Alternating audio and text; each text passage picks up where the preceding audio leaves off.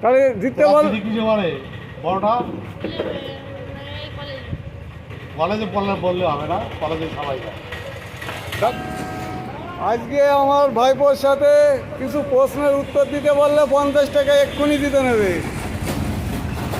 50 টাকা, উত্তরগুলো দিতে বললে 50 টাকা। এর থেকে জেড অবধি 26টা অক্ষর, তার মধ্যে দুটো ভাগ আছে, ভাগ দুটোর নাম কি?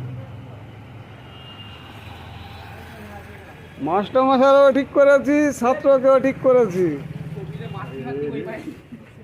টপ টপ নো সাউন্ড, বলো। আবার এই রিলে করতে কিন্তু সব ছেড়ে দেবে, কিন্তু ভুল বললি।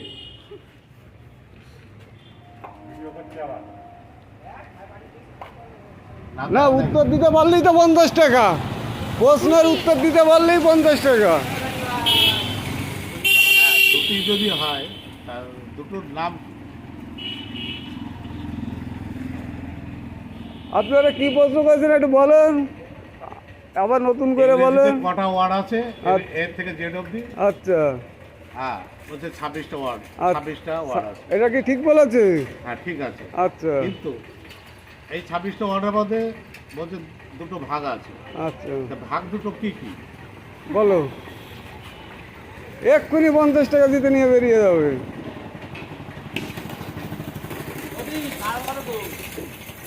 কেউ কিছু বলবে না।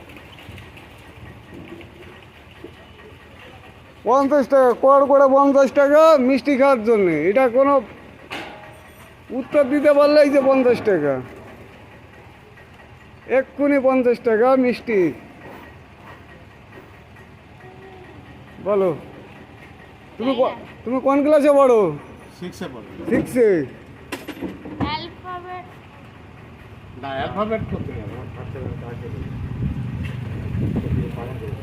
এই যে 50 টাকা, এই যে প্রশ্নের উত্তর দিতে পারলেই 50 টাকা। তাহলে তুমি শিখে এসো। তাহলে জিততে বল। কিছু বলে বড়টা কলেজে পড়লে বললে হবে না, কলেজে সবাই যায়। তাহলে পাশ কলের লোক কলেজ তাহলে জিততে পারলো না, তাই তো? না। জিততে পারলো না তো। এবার তোমার দিদিকে জিজ্ঞেস করে আসবে।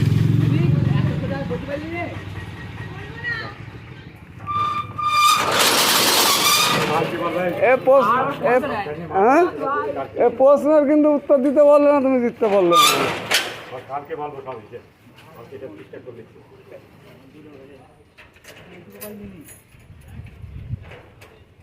এই যে জানতে সব ইন্টারভিউ এগুলো তাহলে কিন্তু তুমি হেরে গেলে, ঠিক আছে? তুমি হেরে গেছো তো, বলো হেরে গেছো নাকি জিতে গেছো? হ্যাঁ, তাহলে তো এ হেরে গেছে। মাস্টারমশাই বলছে হেরে গেছে। AEIOU ভায়োলেটের পাঁচটা।